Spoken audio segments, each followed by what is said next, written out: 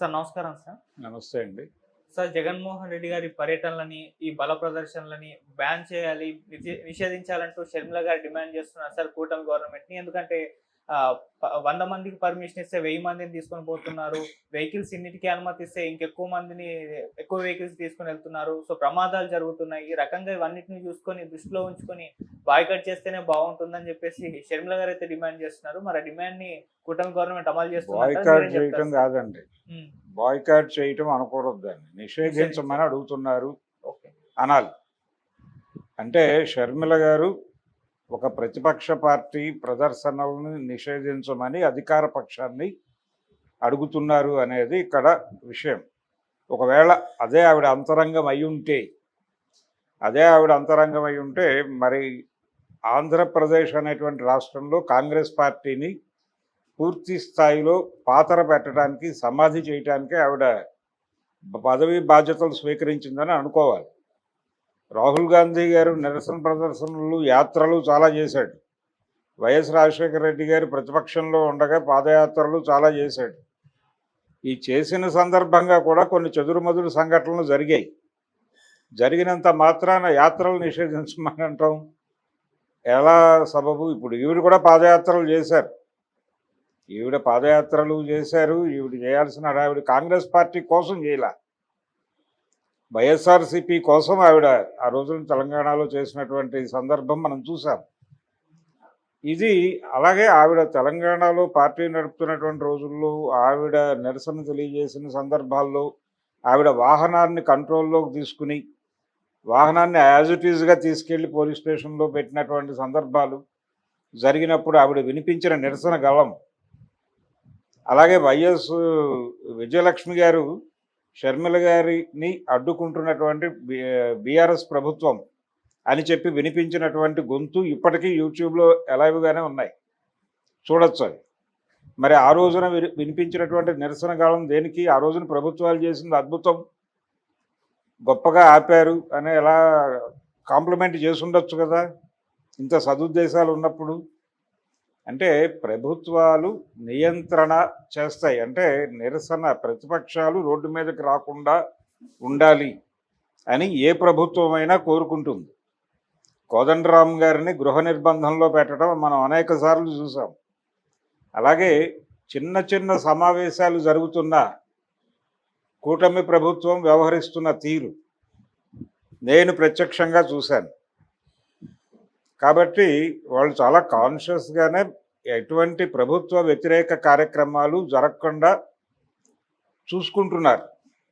రాష్ట్రంలో ఎక్కడా కూడా ప్రభుత్వ వ్యతిరేక వాణి బలంగా వినిపించటం కానీ లేదు కన్సాలిడేట్ అవడం కానీ, ఈ కన్సాలిడేషన్ ఆపడం కోసం ప్రయత్నాలు జరుగుతున్నాయి.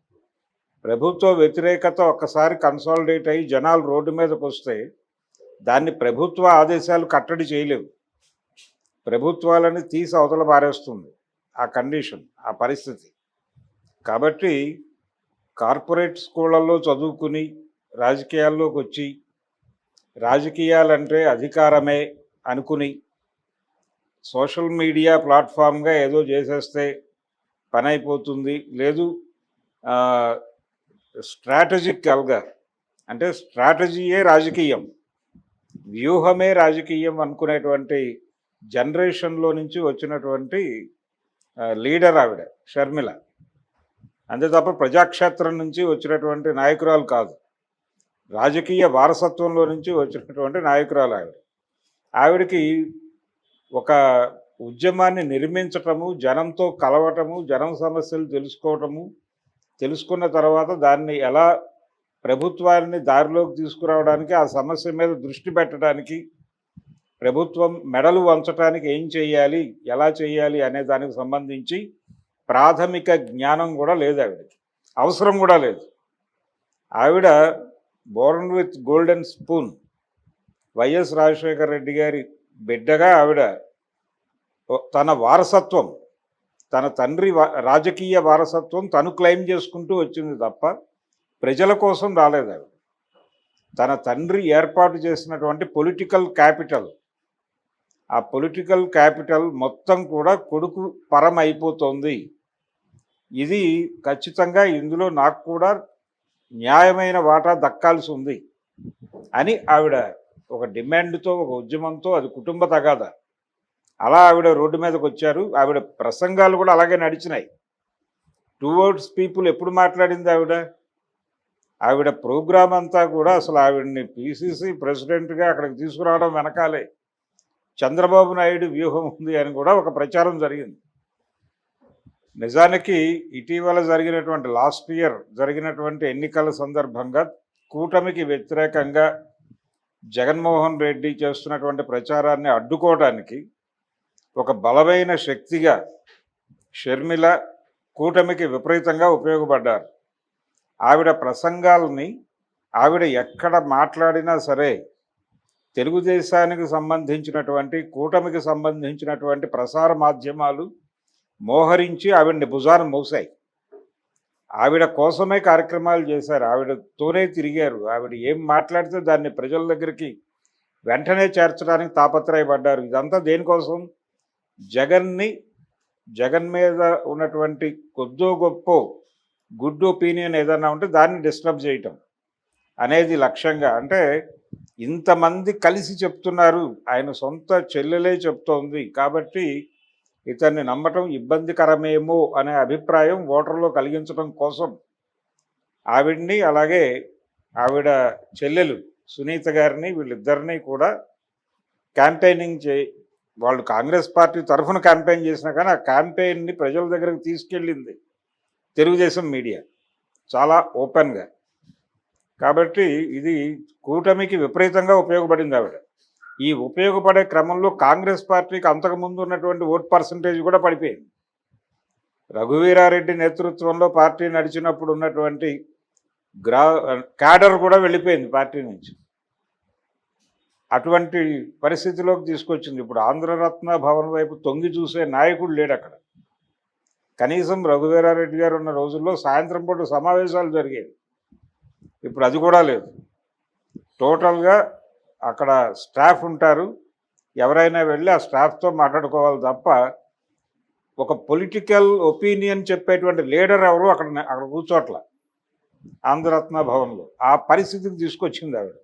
మరి ఏం ఆశించి కాంగ్రెస్ అధిష్టానం ఆవిడని అక్కడ తెచ్చిపెట్టిందో అర్థం కాని పరిస్థితుల్లో కాంగ్రెస్ పార్టీతో ఉన్నటువంటి కొలన్కొండ శివాజీ లాంటి వాళ్ళందరూ బాధపడుతున్నారు.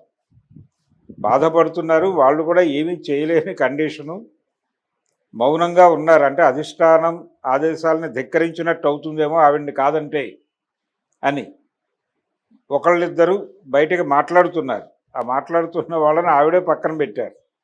ఇటువంటి కండిషన్లో ఆవిడ కాంగ్రెస్ పార్టీని కూడా పాతర పెట్టి, అంటే జగన్మోహన్ రెడ్డిలో ఒక భయాన్ని కలిగించడం ఆవిడ ఉద్దేశం. తన చెల్లెలు వలన తనకి డ్యామేజ్ ఇంకా కొనసాగుతుంది కాబట్టి ఈ డ్యామేజీని నివారించుకోవడం ప్రథమ కర్తవ్యంగా ఆయన ఫీల్ అయ్యి ఇమ్మీడియట్గా ఆవిడని పిలిచి ఆవిడకి ఒక మేజర్ షేర్ ఇచ్చేస్తే తప్ప ఆవిడ కంట్రోల్లోకి రారు అనే వాతావరణం కల్పించడం కోసం ఆవిడ నిరంతరం ప్రయత్నం చేస్తున్నారు. ఇది వీళ్ళిద్దరి మధ్య జరుగుతున్న యుద్ధంలో వైసీపీని నమ్మి ఆ పార్టీతో ట్రావెల్ అవుతున్నటువంటి నాయకులందరూ కూడా నష్టపోతున్నారు. ఆ కుటుంబ వివాదం ఇంతమందిని నష్టపరచడం అనేది ఇబ్బందికరమే. అందుకని జగన్మోహన్ రెడ్డి కొంచెం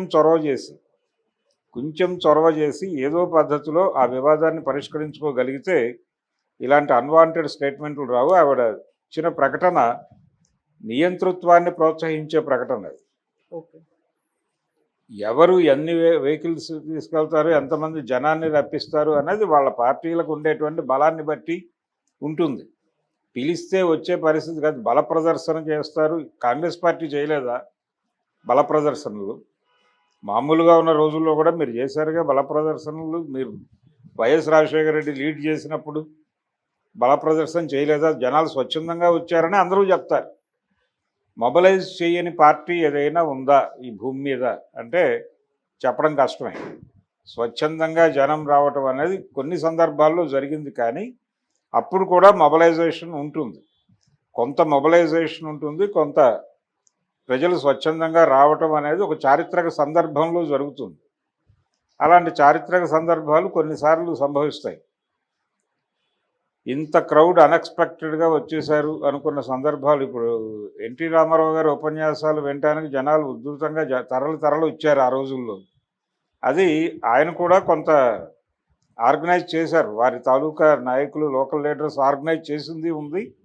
జనం స్వచ్ఛందంగా ఇతను ఏం మాట్లాడతాడో విందామని వచ్చింది ఉంది. చిరంజీవి గారి ప్రజారాజ్యం సభలకు కూడా జనం వచ్చారు. వాళ్ళు కూడా వాళ్ళు ఆర్గనైజ్ చేసిన జనం కంటే కూడా స్వచ్ఛందంగా వచ్చిన జనాల సంఖ్య ఎక్కువ. ఇతను ఏం చెప్తాడో విందామని. ఇతను ఏదన్నా కొత్త మార్గం సూచిస్తే కదులుదామనే మూడ్లోనే వచ్చారు జనాలు.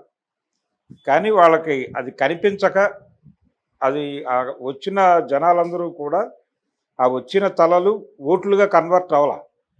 అందుకని ఆయన ఎన్నికల రణరంగంలో తన ప్రభావాన్ని చూపించలేకపోయాడు. కానీ వచ్చిన జనం వాస్తవం.